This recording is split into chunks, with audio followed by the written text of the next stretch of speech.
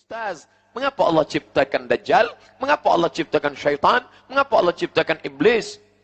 Saya buat pertanyaan kepada siswa, pelajar-pelajar, penuntut ilmu. Siapakah Raja Saudi Arabia? A. Sulaiman, B. Salman, C. Ahmad, D. Muhammad.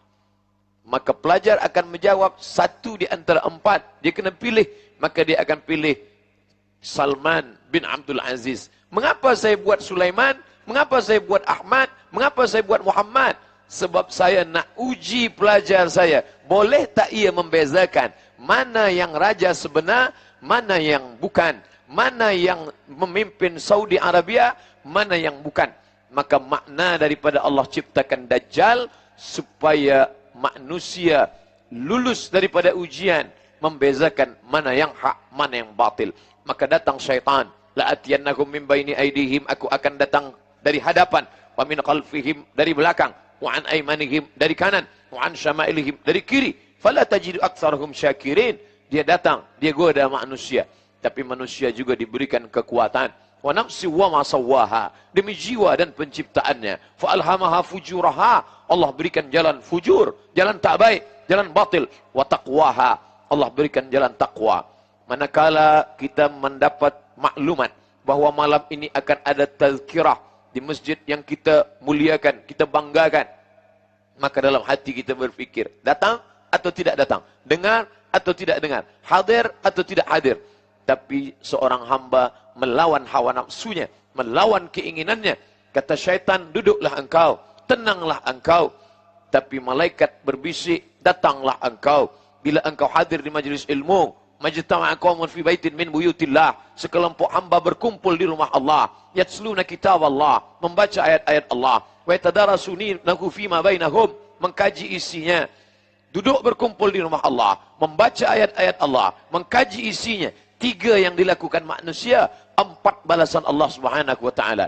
Nazalat alaihimus sakinah, turun ketenangan ke dalam hati. Haffat bihimul malaikah, mereka dikelilingi oleh para malaikat. Wa ghasyat bihimur rahmah, mereka diliputi rahmat Allah. Wa dzakarahumullahu fi man indah, maka Allah banggakan mereka kepada para malaikat. Hai malaikat, dulu manakala aku ciptakan mereka, inni ja'ilun fil ardi khalifah, aku ciptakan manusia menjadi khalifah, kalian semuanya marah, kalian bertanya, ataj'alu fiha may yufsidu fiha wa yasfikud dima, mengapa engkau ciptakan mereka ya Allah? Mereka hanya akan berkelahi, mereka hanya akan berperang, mereka hanya akan menumpahkan darah. Tapi saksikanlah wahai para malaikat, malam ini di tengah kesibukan mereka, di tengah letih penat mereka mencari nafkah, tapi masih sempat meluangkan masa berkumpul di rumahku, berzikir mengingatku, mengkaji ayat-ayatku, mendengarkan tazkirah hambaku. Mudah-mudahan kita termasuk yang dibanggakan Allah Ta'ala kepada para malaikat. Amin. Ya Rabbal Alamin. Mengapa Allah ciptakan ini Dajjal? Ini adalah ujian. Ahasiban nasu ayyutsraku, apakah manusia itu menyangka mereka ayyutsraku, dibiarkan begitu saja? Ayyaqulu amanna, mereka berkata kami beriman. Wa hum la yuftanun, padahal mereka belum diuji. Fatana, ujian. Bila kita menemukan batu, kayu hitam, kita tak tahu apakah ini sampah atau ini emas. Kalau emas, maka dia mesti fatana, diuji. Menguji emas, dibakar dia dengan api.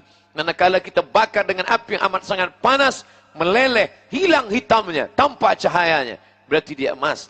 Sedangkan manusia diuji dengan kematian anak, maka saat itu dia bersabar. Diuji dia dengan harta, maka dia bersabar. Diuji dia dengan kehilangan, maka dia tetap bersabar. Tapi manakala diuji dia dengan Dajjal, saat itu dia tidak termasuk orang-orang yang lulus ujian Allah Subhanahu wa taala. Apakah Ustaz Abdul Samad yang memberi tazkirah tentang Dajjal itu lulus daripada najah, berhasil daripada Dajjal? Belum tentu lagi. Kita tetap berdoa kepada Allah. Kita tak angkuh dan sombong dan berkata, mana Dajjal itu? Aku lulus daripada ujian Dajjal. La yadkhulul jannah, tak masuk surga. Man kana fi qalbihi, sesiapa sahaja yang dalam hatinya mithqala habatin min khardalin min kibrin, ada sombong sebesar biji sawi, angkuh, semua kerana pertolongan Allah. Andai anak kita yang lucu dan cantik dipuji oleh orang, oh comelnya anak ini, kita berkata Alhamdulillah. Ucapan Alhamdulillah mengembalikan nikmat ini kepada Allah, menyelamatkan kita daripada hasad, menyelamatkan kita daripada takbur, menyelamatkan daripada penyakit ain. Sebab daripada ain muncul daripada sifat angkuh sombong, sifat iri dan hasad.